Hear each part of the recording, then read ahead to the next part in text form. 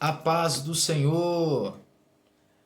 Eu, evangelista Paulo Queiroz, venho através desse vídeo trazer uma breve reflexão para as nossas vidas, conforme a Bíblia Sagrada vai nos ensinar, referente aos dias a qual nós temos passado. Antes de nós iniciarmos o vídeo, quero aqui dizer que realmente estamos morrendo de saudade dos varões, dos irmãos em Cristo Jesus, do povo da nossa igreja, em podermos cultuar em comunhão juntos, aquele culto avivado, cheio da presença de Deus. E como profeta, eu quero profetizar que este tempo voltará mais breve do que nós esperamos. Quero profetizar que o nosso próximo culto de Santa Ceia será de portas abertas, em nome de Jesus. Bem, o que Deus colocou no coração aqui para que possamos aprender um pouquinho, estudar um pouquinho a respeito da Bíblia Sagrada, da Palavra de Deus, neste período ao qual nós temos passado.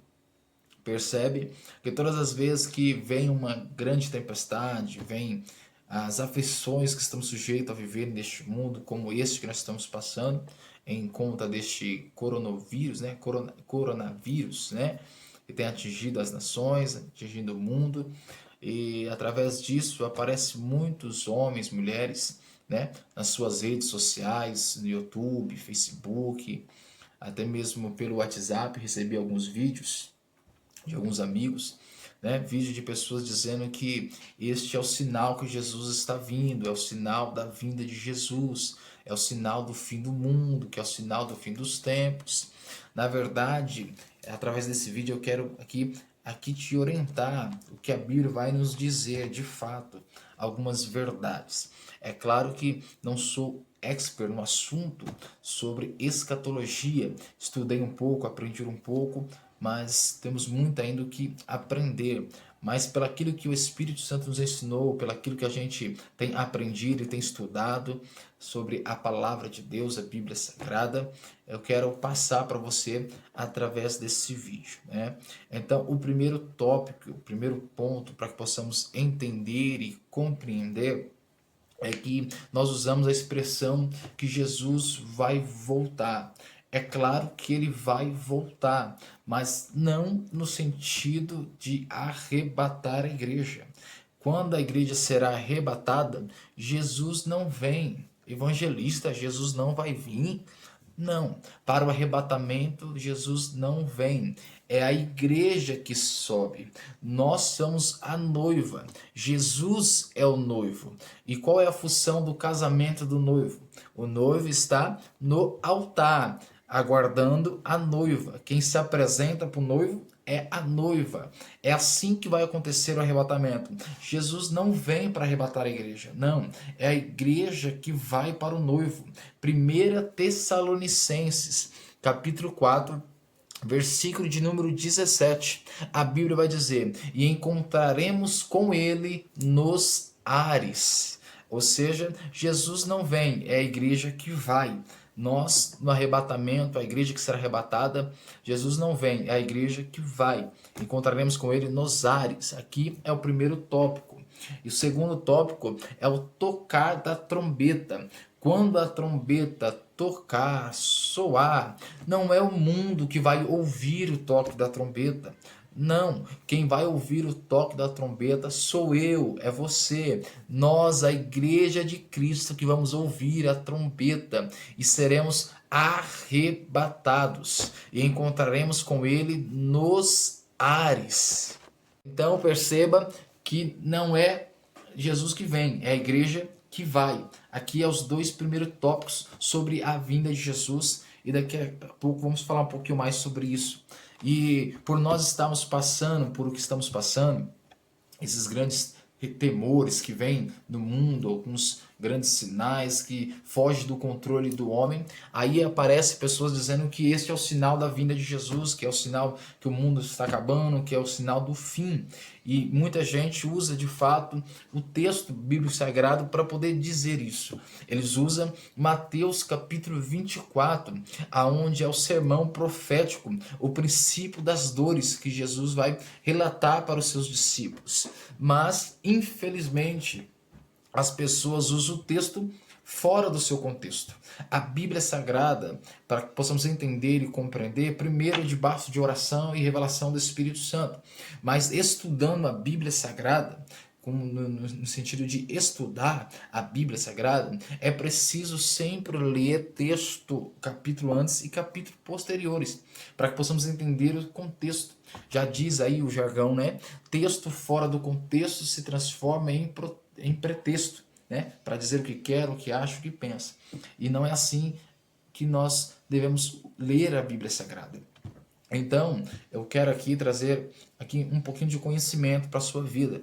Mateus, meu amado querido em Cristo, começa Jesus falando, Mateus 23, aonde Jesus vai censurar os escribas, os fariseus, os judeus que estão dentro do templo e usando a lei dentro do templo fora do que a lei mandava ou dizia, ou seja, fazia mau uso das leis que Deus havia dado dentro do templo.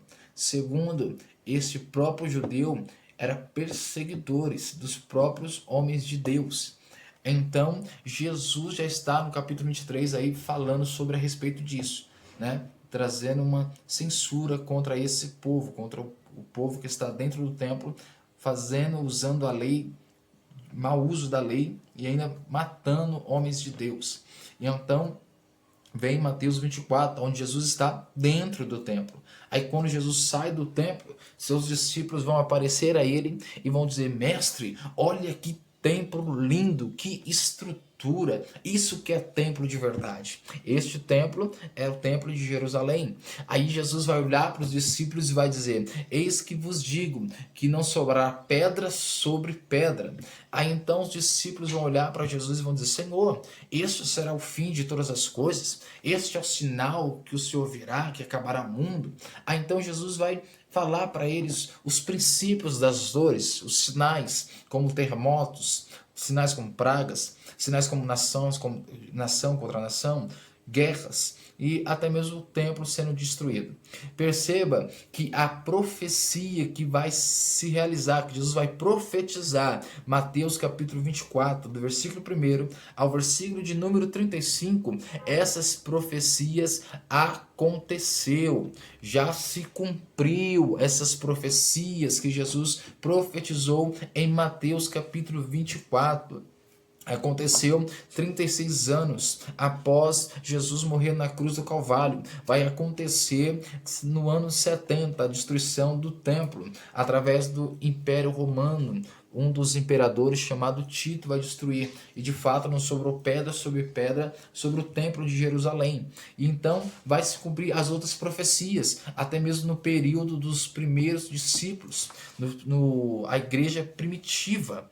Então, para entender, na verdade, o capítulo de número 24, precisa entender o seu contexto. E para entender isso, Mateus capítulo 23, do versículo 1 ao versículo 39, e Mateus 24, do 1 até o versículo de número 35, é direcionado para Israel, para a nação e para o povo de Israel. E isso vai se cumprir e vai acontecer. Então perceba que é para a nação de Israel. Olha que o texto diz em Mateus capítulo 23, versículo de número 36. Em verdade vos digo que todas as coisas hão de vir sobre esta geração. A geração a qual Jesus está dizendo, a geração a qual Jesus está profetizando. Mateus 24, 34. Em verdade vos digo que não passará esta geração sem que todas essas coisas aconteçam. E tudo que Jesus profetizou, os sinais ali, os princípios das dores, Jesus profetizou e aconteceu para esta geração. Perceba que o tempo é identificável nas profecias. Justamente o texto que nós lemos é identificado para esta geração. Ocorre nesta geração, a geração da qual estava ouvindo Jesus profetizar ali para os seus discípulos. Os eventos são precedentes, serão algo inusitados. Por isso que Jesus vai dizer e até dizer para eles como vai começar os sinais, quando começar os sinais. Aí ele vai dar o exemplo do que? Da figueira. Mateus 24, do 32 ao 33. Aprendei, pois, esta parábola da figueira. Quando já os seus ramos se tornam tenros e brotam folhas, sabeis que está próximo o verão. Igualmente, quando vides todas essas coisas. Então Jesus já está dando até ali, dizendo para eles quando é que vai acontecer. Ou seja, dando ali para eles haverá advertência antecipada para o povo. Ele dá o exemplo da figueira. Percebe que também o julgamento que Jesus está dando aqui das suas profecias não é um julgamento universal, é um julgamento local, para a nação e para o povo de Israel. Os sinais específicos do julgamento vidourum pode ser visto. Mateus 24:14. E este evangelho do reino será pregado em todo o mundo, em testemunha a todas as gentes, e então virá o fim. Para completar aqui, em Colossenses, capítulo 1, versículo 23, Paulo vai testemunhar isso, vai testificar isso, que de fato esses sinais iriam se acontecer e todo mundo iria saber através do evangelho. De fato, o evangelho chegou à nossa geração e sabemos que a profecia que ele profetizou havia se cumprido naquela geração e para aquele povo. Então, aqui é a primeira parte sobre aí os sinais, né, os prodígios, né? Agora falando um pouquinho da vinda de Jesus, falando sobre a vinda, né, do Messias, a vinda de Jesus. E como já disse aqui no vídeo anterior, Jesus não vem, é a igreja que vai. E aqui o próprio Mateus a palavra de Deus vai nos ensinar aqui alguns aspectos da vinda de Jesus. Não a destruição do mundo, mas é sobre a vinda de Jesus. Então percebe que a vinda de Jesus, o tempo que Jesus virá, é um tempo desconhecido, até mesmo pelo próprio Jesus. Olha só o que diz Mateus 24:36. Diz: porém, daquele dia e hora ninguém sabe, nem os anjos dos céus, nem o Filho, mas unicamente meu Pai. Perceba que nem Jesus sabe o dia, sabe a hora, está no controle do Pai. E ele vai dar ênfase naquele dia. Não sabemos qual é o dia que será a sua vinda ou que será a sua volta. Perceba que os eventos predentes, né, que vão os sinais, terá sinais para a vinda de Jesus, na verdade não terá sinais para a vinda de Jesus, não terá acontecimentos e eventos, né, precedentes, serão típicos. Mateus 24, do 37 ao 39, olha, diz assim: e como foi nos dias de Noé, assim será também a vinda do Filho do Homem, porquanto assim como nos dias anteriores ao dilúvio, comiam, bebiam, casavam, davam-se em casamento, até o dia em que Noé entrou na arca, e não perceberam até que veio o dilúvio e o levou a todos.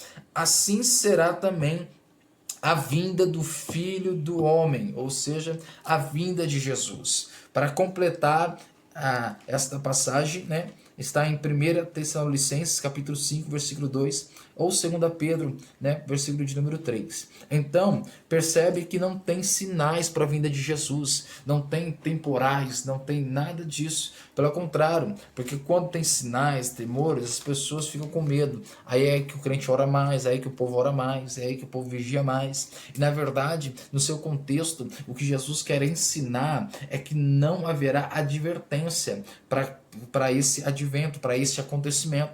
Mateus 24, 42 diz assim, 42 a 45, diz: vigiai, pois, porque não sabeis o que é a hora de vir o nosso Senhor. Mas considerei isto: se o pai da família soubesse que vigília da noite havia de vir o ladrão, vigiaria e não deixaria que fosse arrombada a sua casa. Por isso estai-vos apercebidos também, porque o Filho do Homem há de vir a hora em quem não penseis.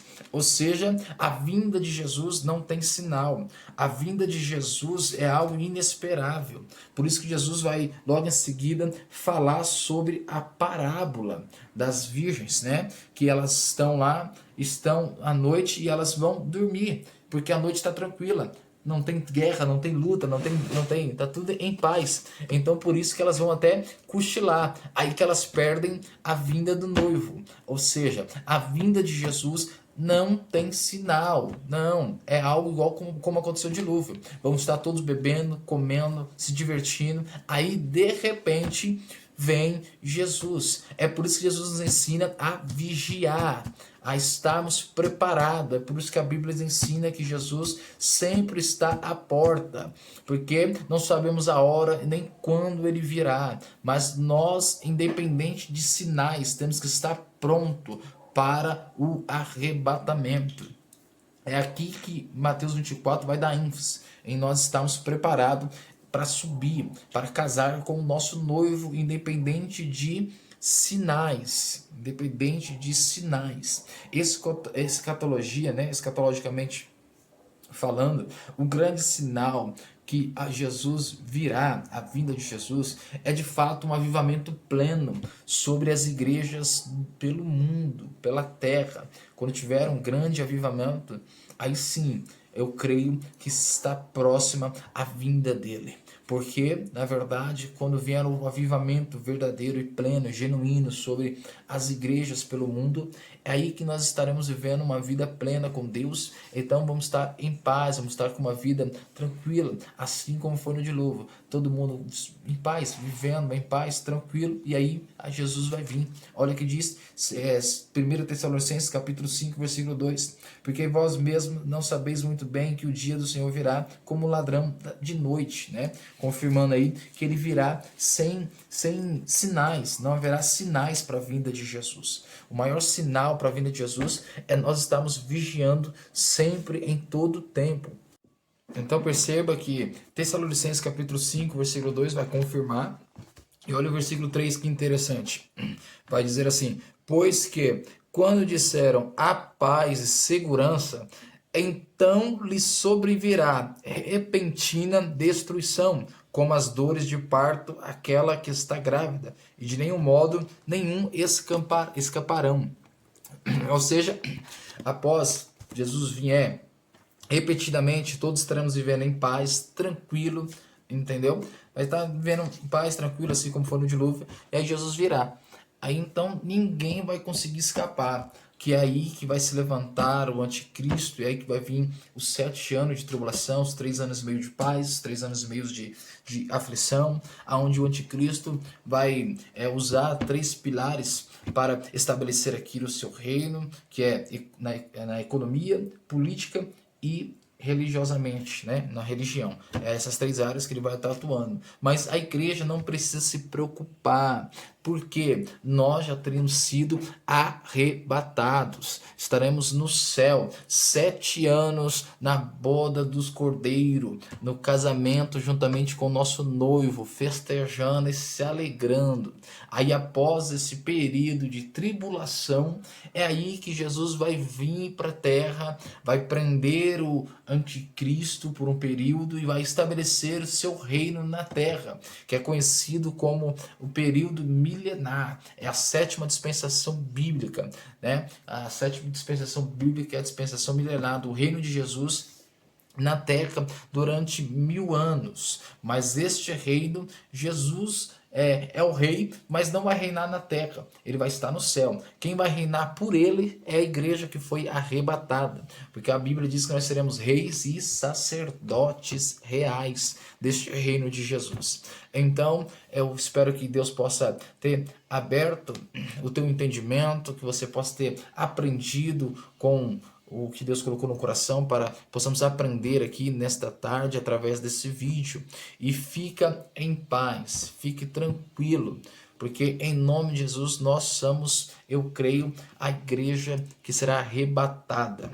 Um dos maiores sinais, dos grandes sinais da vinda de Jesus, que eu aprendi ali estudando um pouquinho sobre escatologia, é quando vier sobre a terra este avivamento pleno, que aí estaremos vivendo uma vida de paz, de alegria, tranquilo. É aí que Jesus virá de repente, mas nós estaremos prontos para o arrebatamento. Que Deus possa te abençoar. Fique na paz e em breve estaremos juntos para a glória de Deus. Deus abençoe em nome de Jesus. Fica na paz.